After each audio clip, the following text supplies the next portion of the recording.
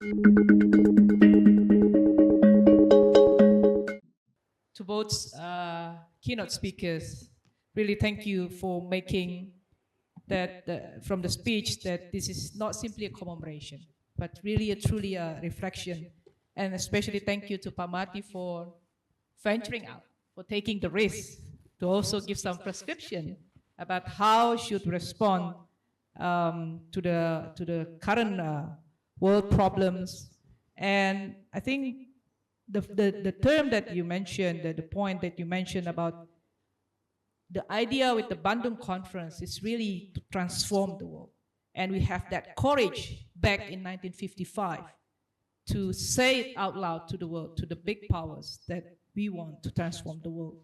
And I think that's the key message that we want with the 70th anniversary on how the developing powers can really, again, once again, put their forces together and work together to overcome the global challenges.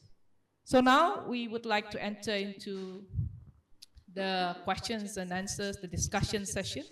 I believe there's a lot of questions, and maybe not questions even, the comments that you want to share also in this session. So now I would like to invite the audience, the participants, to, if you want to have some questions. We have quite ample time, maybe around an hour, maybe stretch a little bit, because the two distinguished keynote speakers, they really very efficient with their time, so we have more time for discussion. So thank you for that. Anyone would like to start? Pak Hassan? Okay, one more there. Anyone from here, from this side? Yeah. Okay, three. Okay, I'll start with three first. I believe after that there will be more comments and questions. Please, Pak Hassan Wirayuda. In 1955, at the Bandung Conference, 29 countries 29 countries participated. 4 of them were not independent states. South Africa, Algeria, Sudan.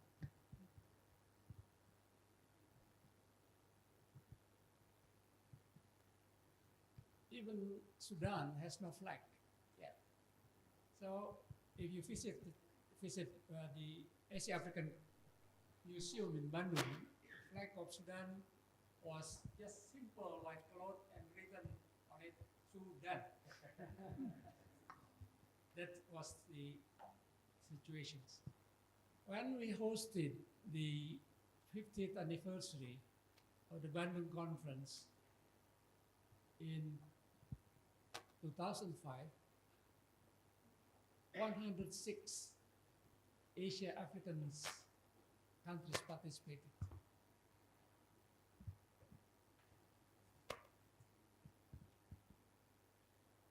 And this is a byproduct of Bandung.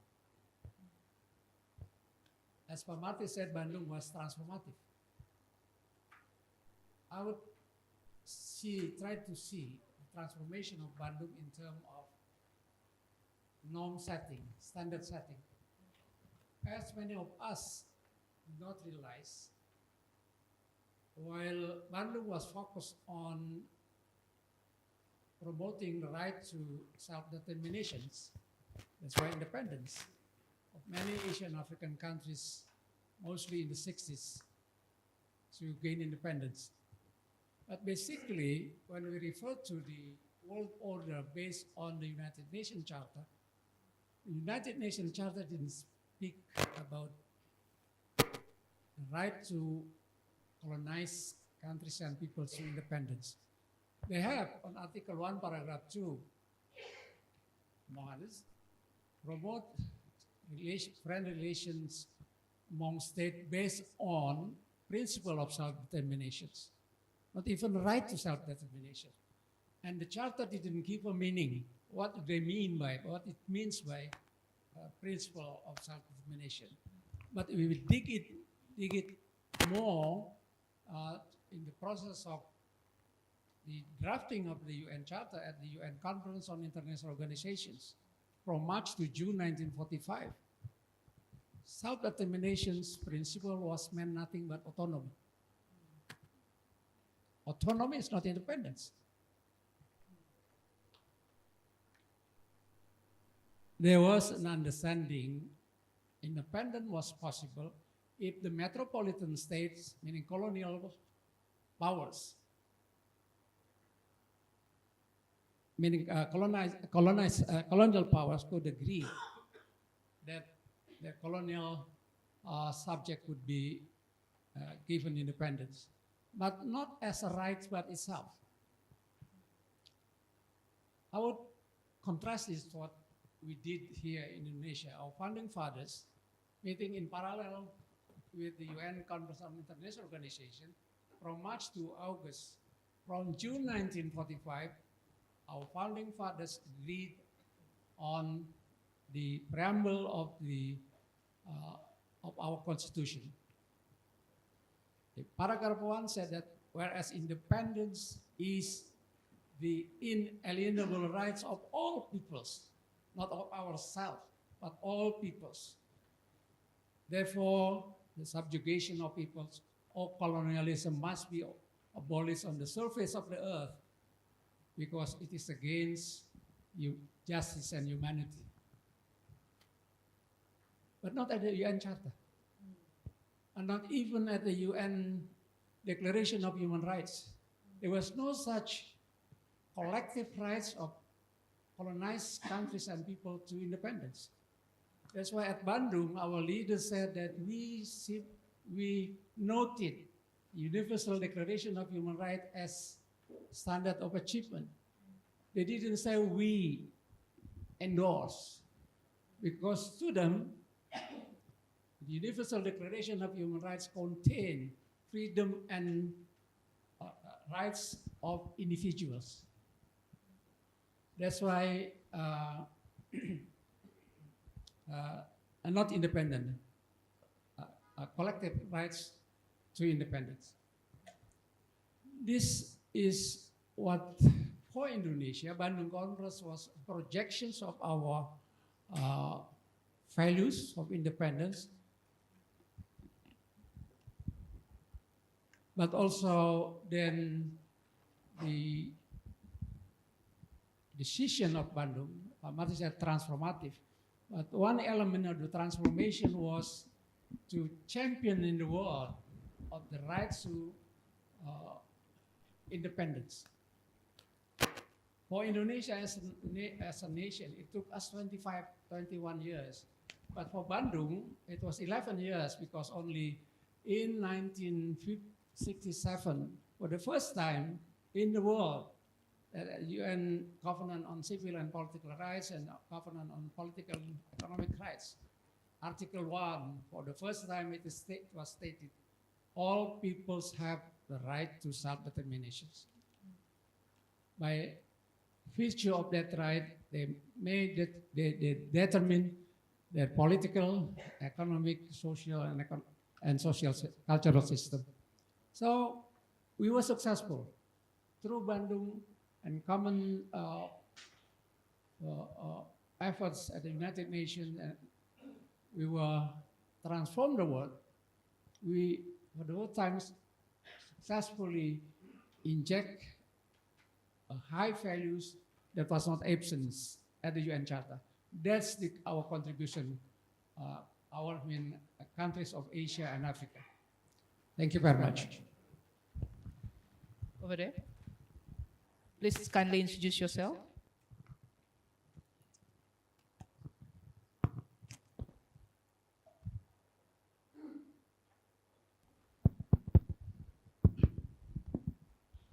All right, thank you very much, Dr. Lina Alexandra.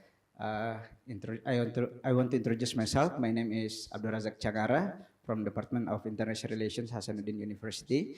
First of all, thank you very much from the Director of CSIS, Dr. Rizal Yosedamuri, also from His Excellency Dr. Marty Natalegawa, and Dr. Rajiv Bhatia from India. We got a very insightful knowledge and also practical experience of how the global south facing the world today.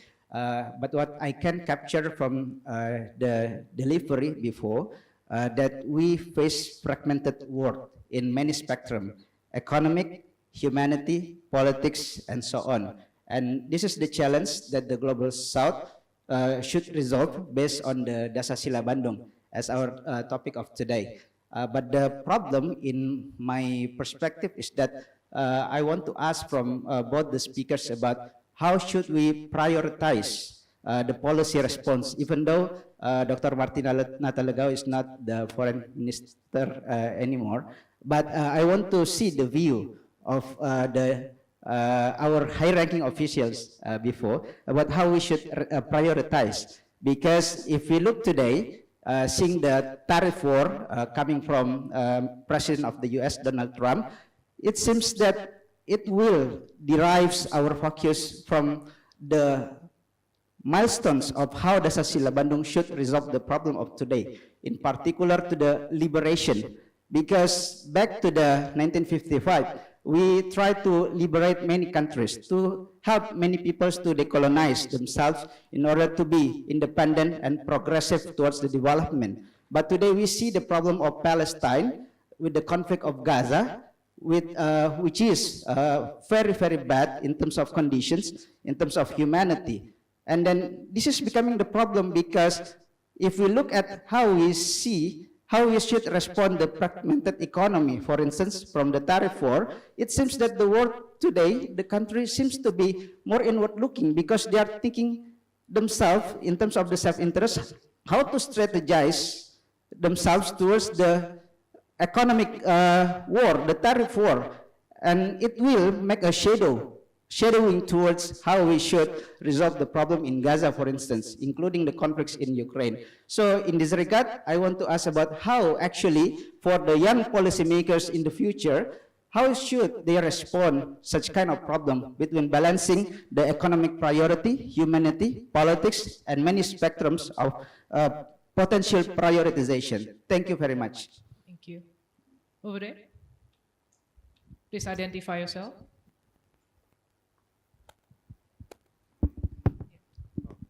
Okay, thank you very much. My name is Tufel Salbana. I'm from Indonesia Youth Coalition for Climate Action. Seeing the problem that occurred in the modern or the fragmentation, the anti-internationalism, and all of that. Also, with the U.S. Back from the Paris Agreement, we see that environmental justice is on stake. Like when the U.S. as the second pollutant in the world, they get back from Paris Agreement, there will be some loophole where the climate crisis is already occurring, but the responsibility, the global responsibility, has not taken so much. So I want to ask about how Global South, what our capabilities as a country, and with this cooperation from Global South to tackle the climate problem, what our capabilities and what the initiatives can we do to tackle the climate problem. Thank you very much.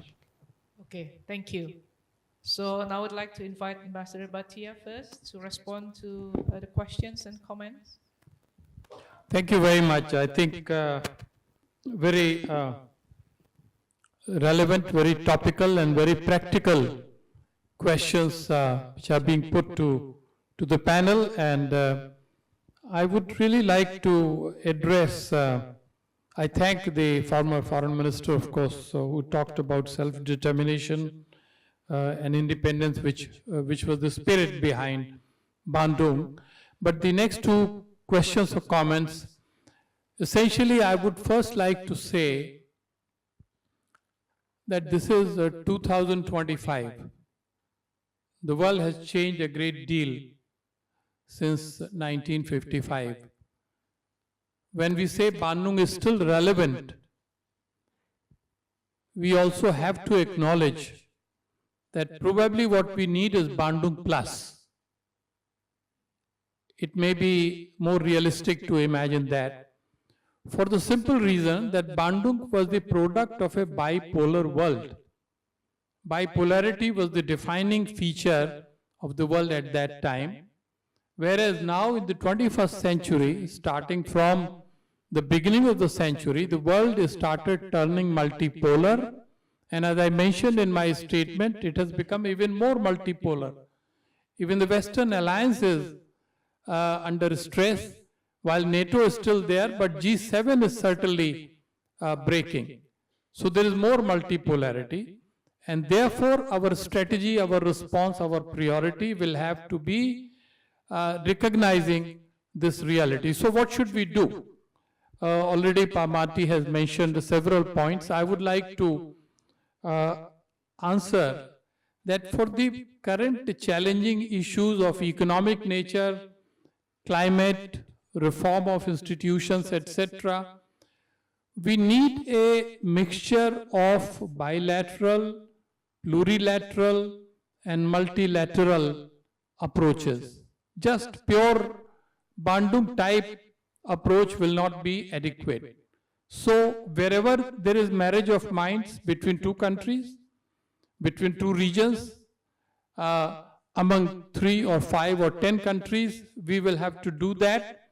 And plus, at the multilateral level, we will have to continue. We have to remember realistically that Global South is a good concept, it is a good force, it is the crowning point of Bandung. But Global South has challenges too. Marty brought it out very clearly that we have to look at ourselves as well. There are diversities. It's not possible for 150 or more countries to work together on every single issue. We have leadership issues there.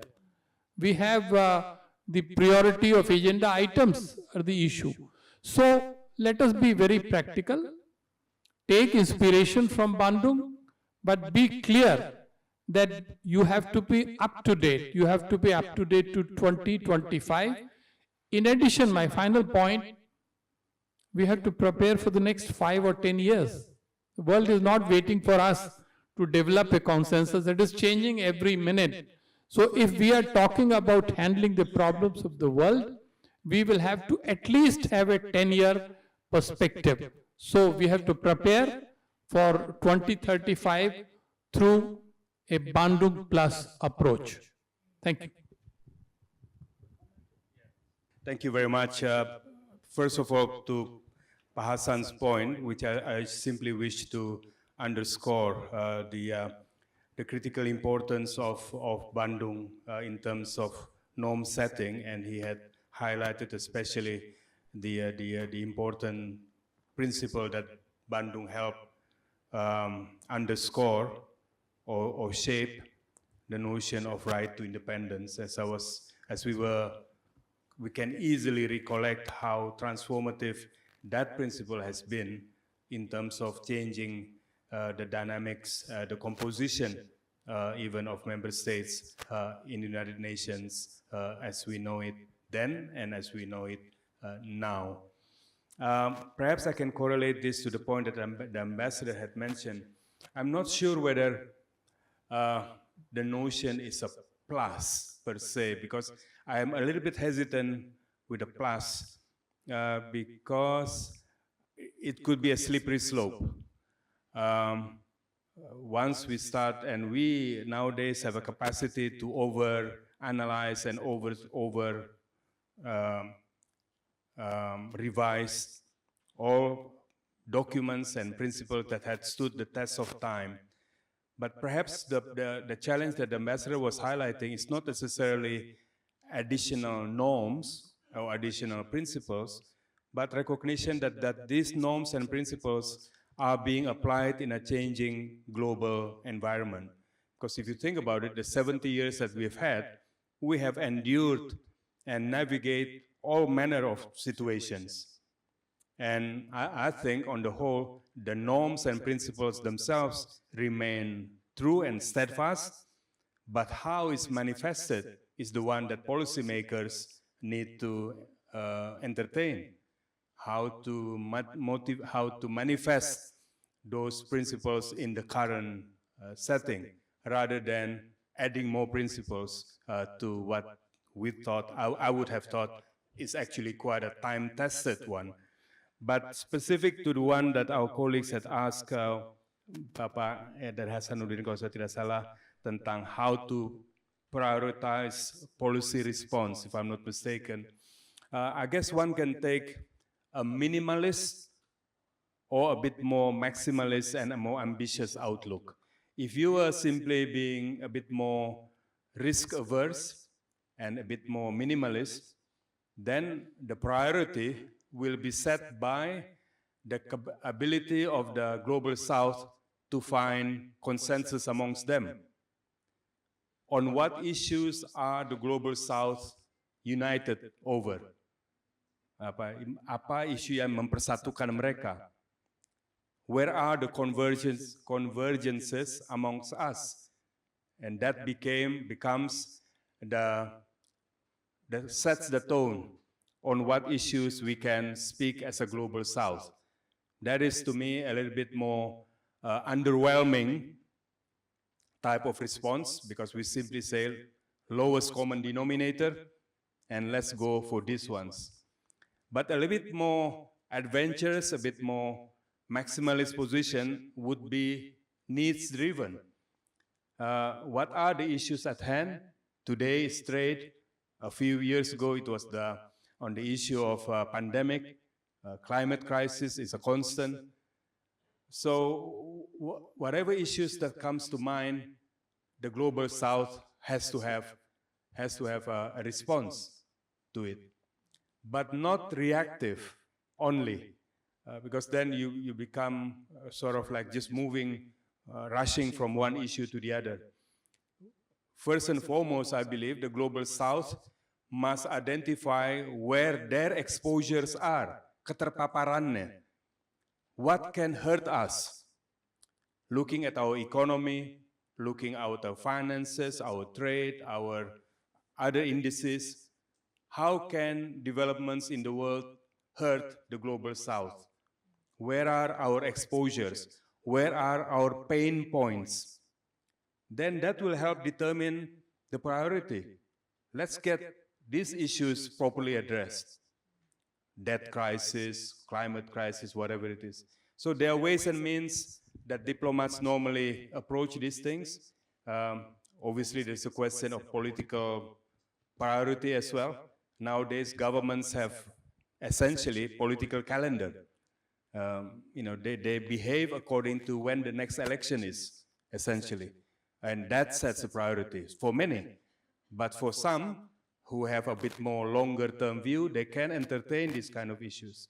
But policy setting, priority setting is a critical exercise. That is why the point that I was trying to make earlier of leaders of the Global South establishing the habit of cooperation, communication is important, because then we can understand one another better. What drives us and what concerns and motivates us. Our other colleague on the environmental issue of the climate change and the role of the Global South, what type of capacities and capabilities that we have. Well, the first point, I think, to be reinforced is that we, the Global South, bear the largest proportion of the consequences of climate change. All this climate crisis, unpredictable weather pattern, and all the other forms affects the Global South more than any other region or more than any other group. So we have the biggest motivation to address this issue. And this is a political issue for leaders of the Global South not to see in climate change agenda as being the agenda of the North, agenda of the developed economies, because it affects all of us in a real and tangible manner. So political recognition that this is an issue that matters. And secondly, I think we need to recognize that within us, there are capacities and capabilities. I'm not good with numbers, but I came across a figure that 70% of the world's renewable energy potential are to be found in the so-called global south. So the resources, the wherewithal, the means, and the potentials are there. But again, we need to galvanize ourselves, organize ourselves to make those potentials transform into real capacities. But those are the things that I wanted to say in response to the questions, and especially Pak Hassan's point about the norm setting. I thought that was a very important point to underscore as well. Thank you, Pak Marty. I see 2 hands already here. Okay, 2 from here. 1. Another one. Okay, I'll stop at 4 first. Okay, please. Please identify yourself first. Saya pakai bahasa Indonesia aja, Bu. Perkenalkan, nama saya, my name is Loisa. I'm a lawyer. Pertanyaan saya begini, Bu. Terjadi konflik di Papua hari ini. Banyak terjadi pelanggaran HAM di Papua, tetapi tidak diberitakan oleh media di Indonesia, tetapi malah meningkat di internasional. Pertanyaan saya terhadap Bapak Marty Natalegawa adalah terkait tentang konferensi Asia Afrika. Sejarah itu memang salah satu tonggak sejarah Indonesia. Bagaimana mendukung Irian Barat masuk ke dalam Indonesia pada saat itu. Tetapi hari ini ideologi Papua hari ini berubah. Mereka merasa dipaksakan untuk masuk ke dalam teritorial wilayah negara Indonesia, tetapi mereka merasa tidak menjadi warga negara Indonesia. Dan hari ini terjadi pelanggaran HAM, terjadi pembantaian pendulang emas yang hari ini mungkin sudah diberitakan. Sementara Indonesia mendukung Palestina, tapi di dalam negara sendiri terjadi pelanggaran HAM yang begitu berat, Pak. Dan hari ini mereka hanya meminta kemerdekaan dan hak-hak kemerdekaan mereka dikembalikan pada sejarah semula. Baik. Apa tanggapan Bapak terhadap hari ini? Terima kasih. Thank you. So please, Ambassador Kia. So the question is basically about the issue of Papua. While Indonesia has a policy to defend the Palestinian issue currently, how should we address the Papua crisis in Indonesia? Please, Ambassador Kia. Yes, thank you very much. I'm Kia Masahiko, Ambassador of Japan to ASEAN. Thank you very much for this opportunity. I learned a great deal, and that's a great opportunity for the 70th anniversary of the Asia-Africa Conference. Japan also took part, one of the 29 countries. And my question is about the role of partner countries of the Global South to realize the aspiration of the Global South, which is also the benefit of the entire world. So I went to Bandung myself and saw the history and pictures and learned a lot, listened to Scano's speech recorded over there, impressed. And thank you, President Marty Natalegawa, for presenting the 2 prescriptions. That is putting your house in order, I mean the Global South house in order, and also work on the global governance by earning the trust. So Japan, from my experience, though Japan is took part in the Asia Conference, I myself am now working with ASEAN as a trusted partner to help support and work together to realize the vision of ASEAN's Indo-Pacific vision. And as I was in South Sudan, Nigeria, in charge of Africa, to work on TCAT, my experience is, simply put, the best way for Japan to work with Asia and Africa is to identify good leaders and support the integration and leadership to make Asia and Africa success, which is the benefit of Japan as well. That was a simple conclusion. Identify good leaders and support them. Probably the challenge is, as explained, the first, to realize to support the forging of consensus among the Global South and address the challenges inside the Global South countries, including conflict, prosperity, social challenges, so that the Global South can further take the lead in realizing those improvements throughout the world by improving the global governance. So as the countries of the Global South work together, forging consensus to earn the trust and to realize the vision of the Global South, of the global governance, what is expected to the partner countries, including Japan, to support the vision of the Global South. So that will be good for me working together with ASEAN countries. Thank you very much for your attention. And I read that Deepak Wanandi's article this morning on page 2 that made, I think, four proposals to make ASEAN great, to realize the ASEAN. I learned a lot from your article. Thank you very much. Very good. Thank you. Over there.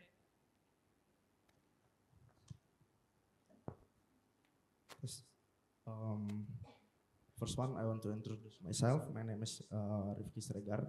I'm a postgraduate student from Pajajaran University.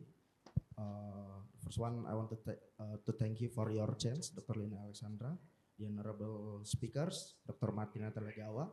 Your dynamic equilibrium still left me amazed. And Dr. Rajiv Bhatia.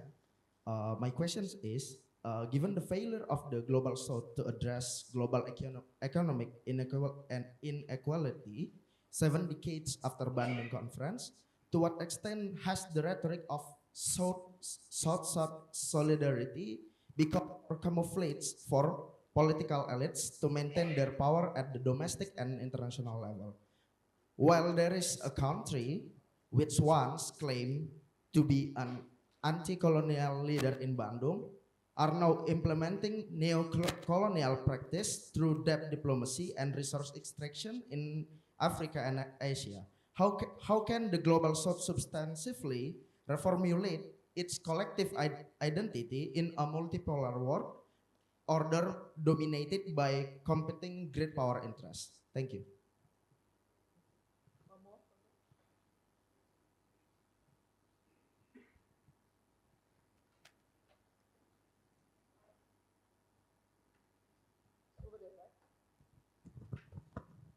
I think it's from this side, right? One more? Is there any? Yeah. No, I think, yeah, just one.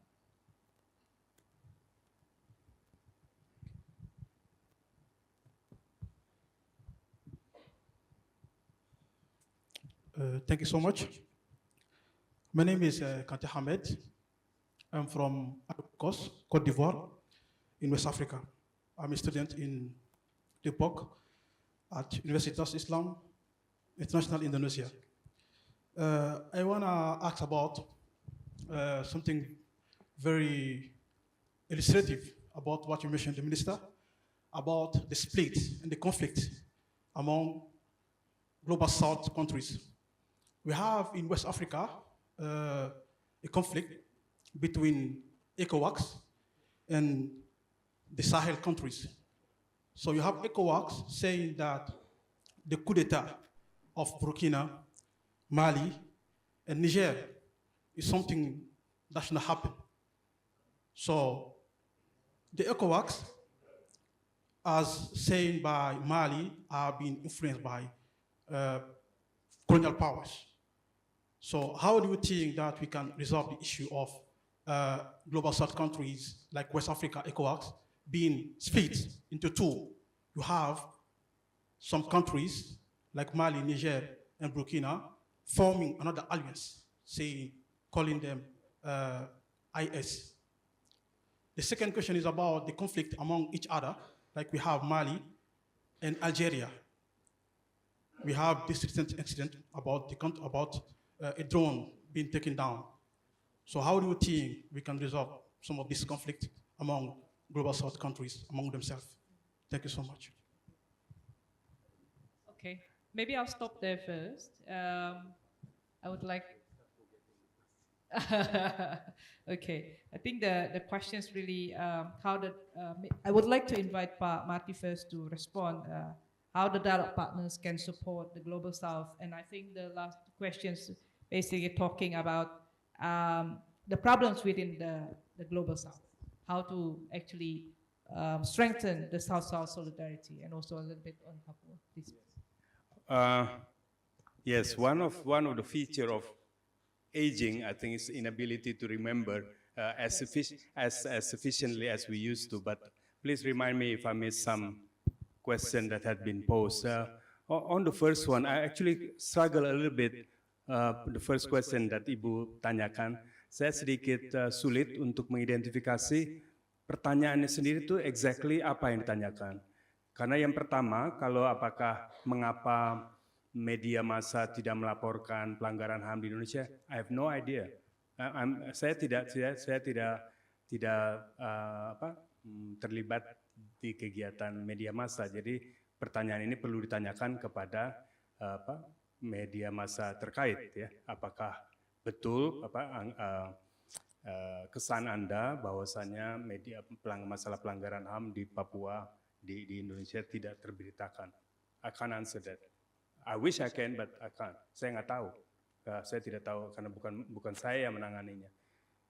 Kalau mengenai masalah sejarah latar belakang integrasi Papua ke Indonesia, saya bisa 2 hari 2 malam di sini menjelaskan apa permasalahannya.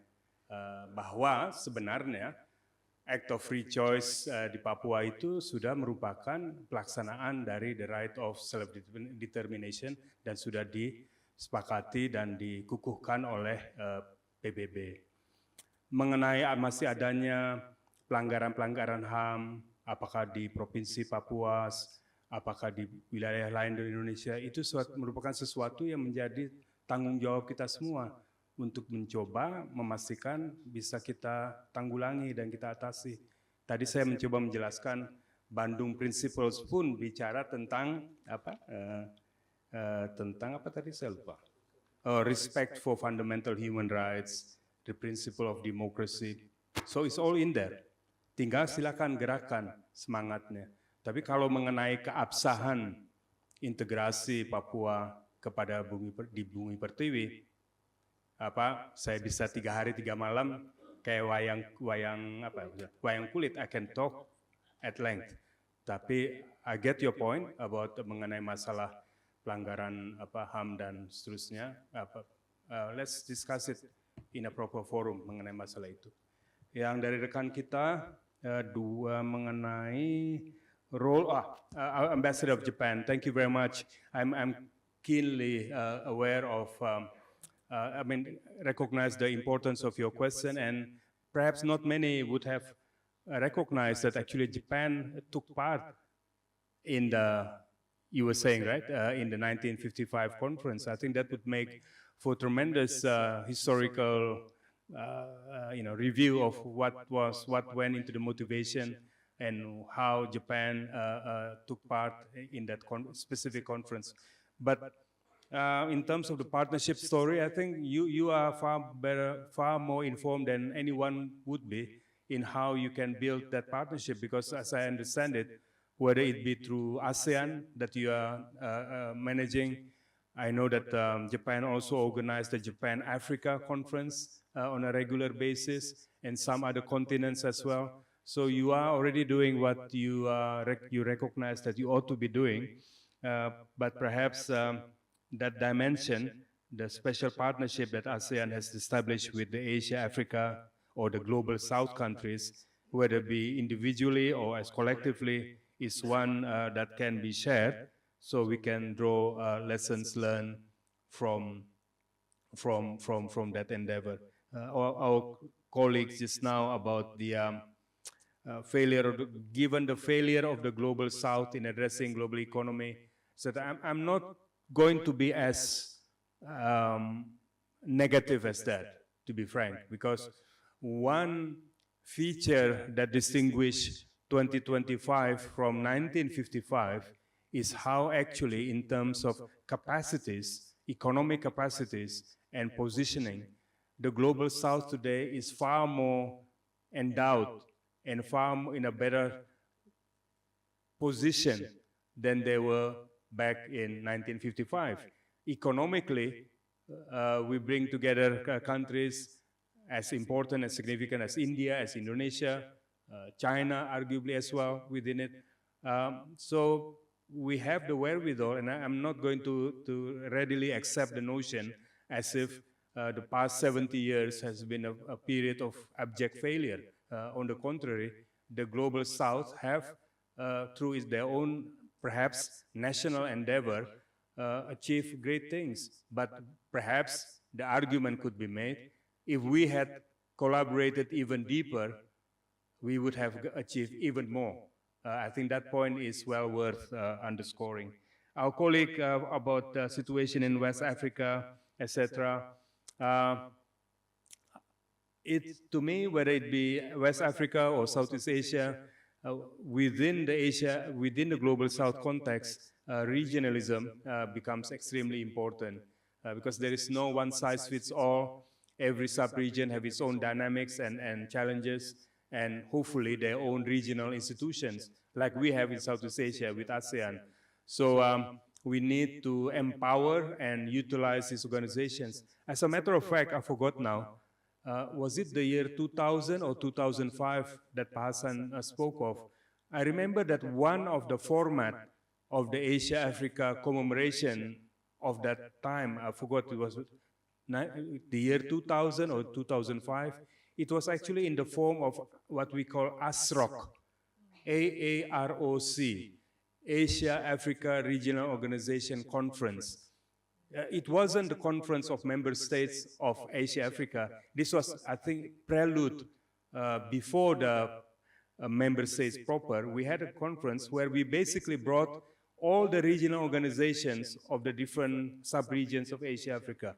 Very efficient, the chairs and the secretary general of the different sub-regions. And we called it ASROC, as I remember. Pasan, I can see Pasan confirming. And so that is actually an acknowledgement of the fact that we don't have to build for every issue Asia-Africa-wide approach.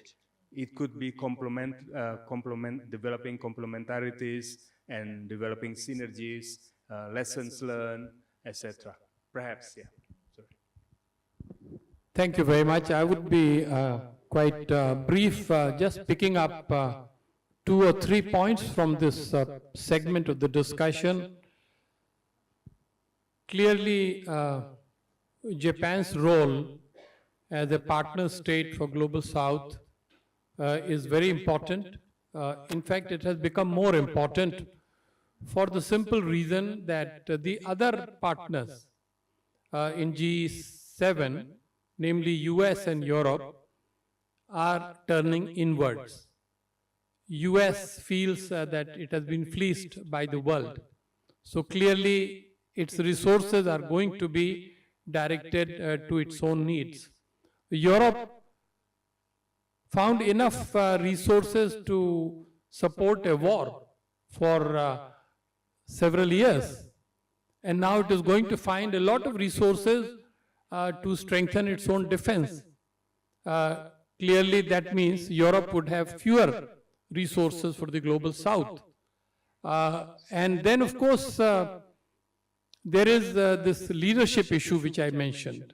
The leadership, first of all, presupposes as to who is Global South. Earlier, the mention was made of global majority, which can include countries which probably are not strictly speaking Global South. I won't elaborate at this stage, but that is also a significant point. And just to make it more interesting, I would like respectfully to disagree with my fellow panelist.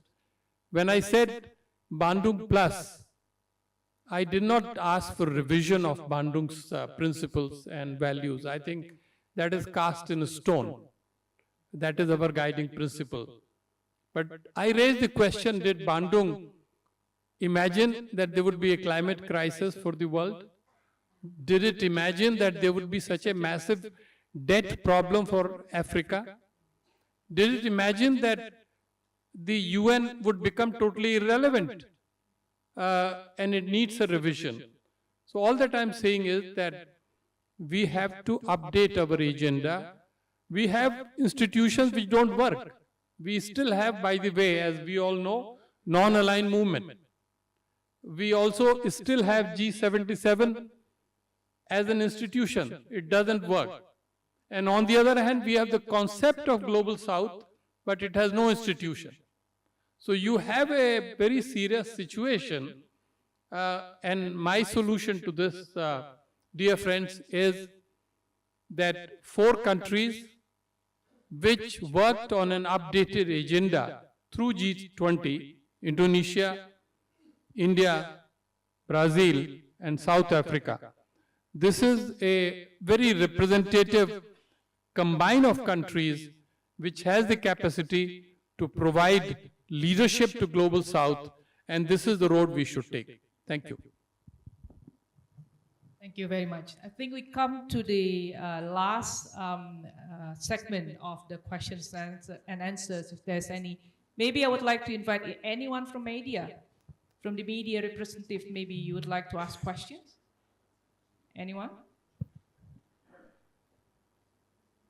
Or not from the media also?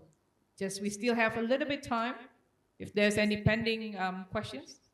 Okay, I see 1 hand. Okay, 2 hands. Okay, sorry, 1 more. Sorry, I forgot this.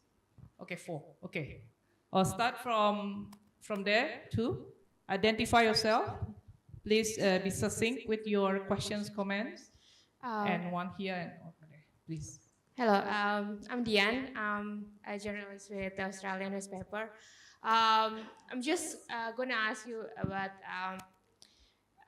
taking it back to the current context, like what's happening right now in the Indo-Pacific region and how the situation in this region. I want to ask your opinion about right now in Australia. There is a lot of discussion about how apparently reports, unconfirmed reports about Russia wanting to have a military base in Papua, and it creates a lot of anxiety happening in Australia in this context. And I just want to know your opinion about that. How is that Indonesia's position and Global South countries looking at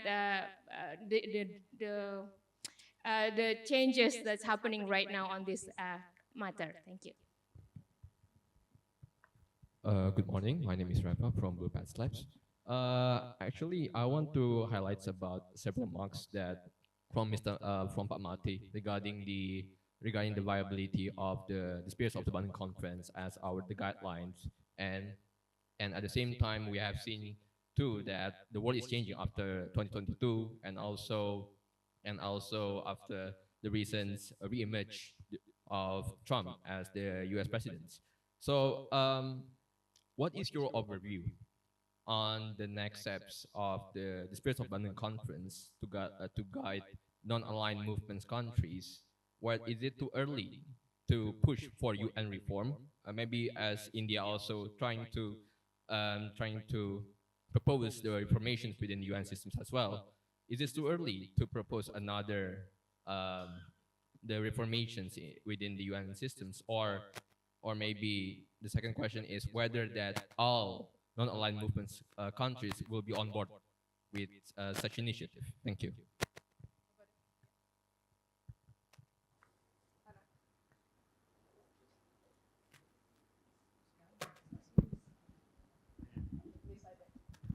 Please identify yourself. Good morning. My name is Faiza, diplomat of the Islamic Republic of Iran Embassy. My question is about the most terrible humanitarian crisis in Gaza. As has always been emphasized on, Palestine is the only country at the Asia-African Conference that has not yet to gain its independence. And As Her Excellency Marsudi said in several times, Palestine is the only debt of the Asian African Conference to the world. Given the action of Israel and the United States to transfer the population of Gaza outside Palestine, and the agreement of some countries to allow Palestinians to enter these countries under the pretext of medical treatment, I just wanted to know that what will be the Asia-Africa Conference's solution, not only solution, but also action plan for the Gaza crisis in its 70th anniversary. Thank you so much.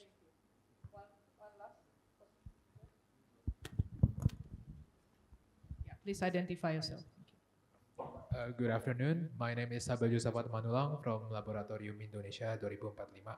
I would like to raise a brief question. So, given the vast array of regions that the Global South encompasses and the possible initiative of some states in the Global South to play a leading role, I would like to know if should there happen to be numerous states in the Global South that wish to play that role, would it jeopardize the unity of the Global South, as it may entail a different interpretation of what the Global South needs? For example, the interpretation of Indonesia may differ from that of India and other aspiring Global South countries. That would be all. Thank you. Thank you. Ambassador Bhatia would like to respond first on the maybe UN reform issue and the unity of the Global South first. Thank you very much.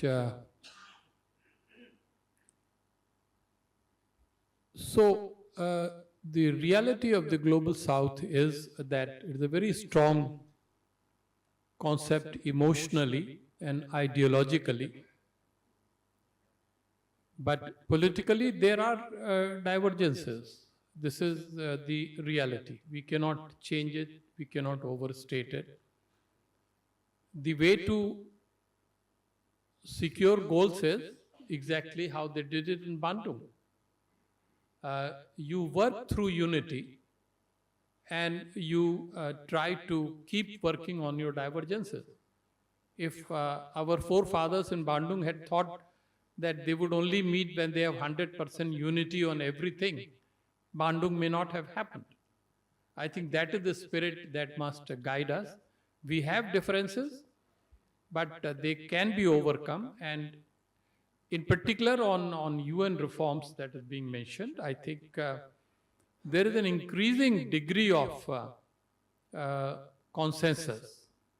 But there is no invention yet of that golden bullet that can get the P5, the permanent 5 members of Security Council, to agree on everything.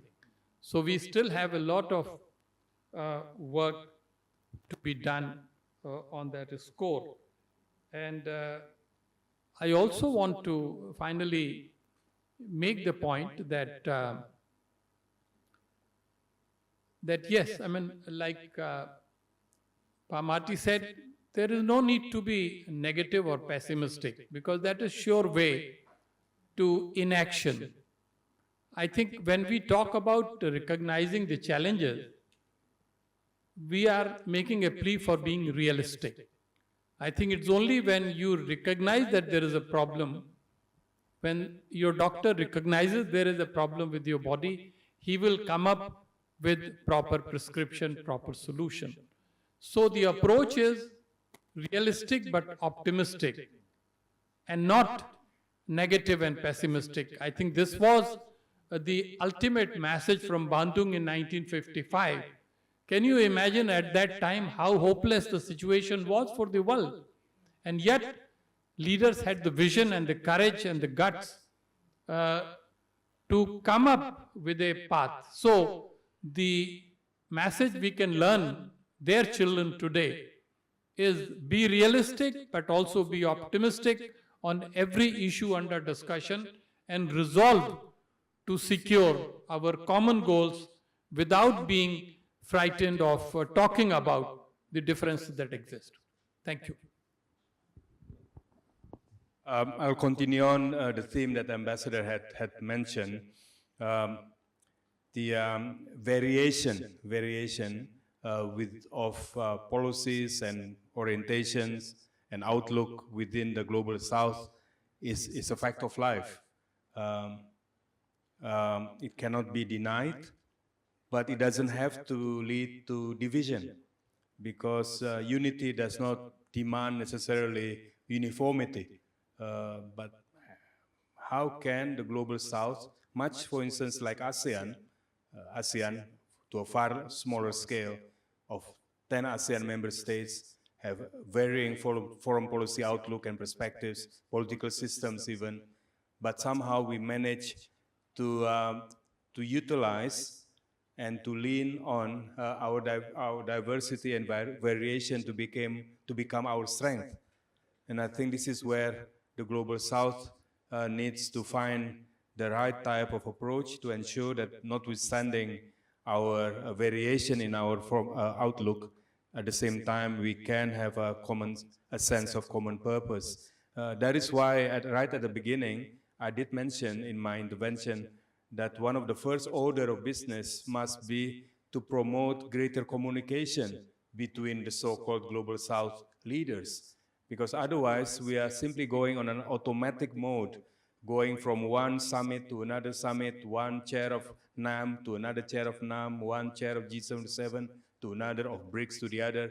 But the leaders have not developed the habit of communicating with one another, trying to understand what are their common concerns. So I think the act of simply communicating without necessary and fancy brick and mortar formal charters, but simply leaders picking up the phone and be seen to be meeting.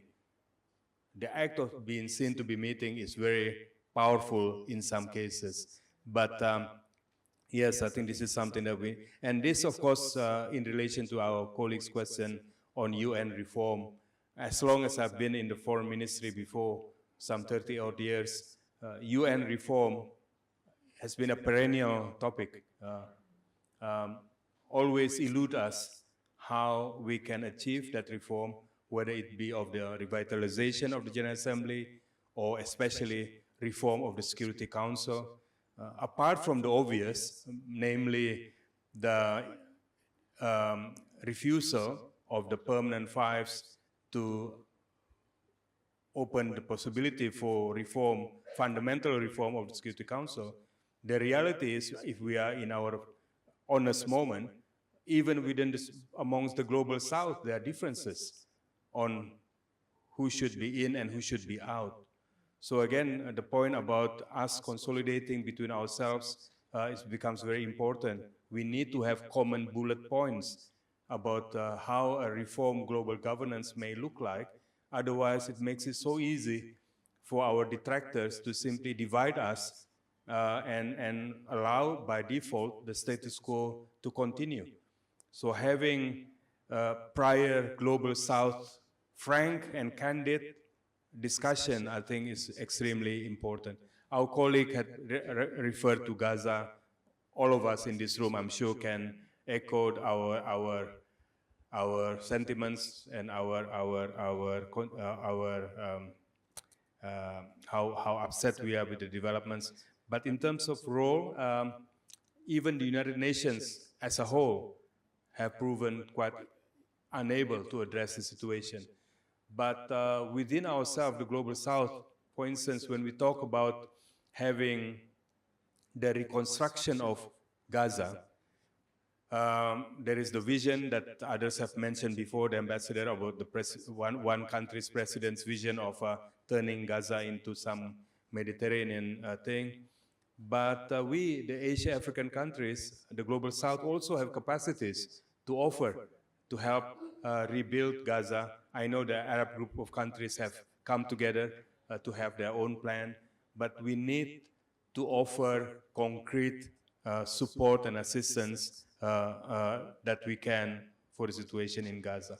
Our colleague had mentioned, was it Russia? And Yes, yes, yes. I would ask that question to the government representative to come later. To have a better sense of what our policy is on that issue, how factually correct it is. But my understanding is that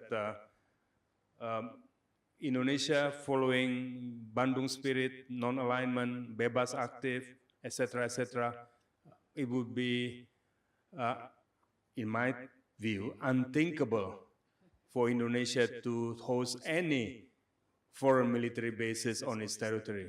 In my book, it would be unthinkable because it's simply not in our outlook, in our DNA, our foreign policy objectives. But that question ought to be raised to our government representative later. Thank you. Thank you so much. So now we come to the end of the session 1. We are not over yet. We are just going to have a lunch break, but I will not draw any conclusion. I believe all of you take a lot of notes, as much as mine, after hearing our 2 excellent keynote speakers.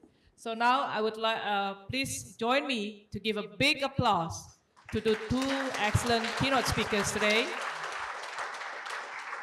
I think we have a good start for our 70th commemoration of the Asian African Conference. So now, thank you so much, Marty, Ambassador Rajiv, Bhatia.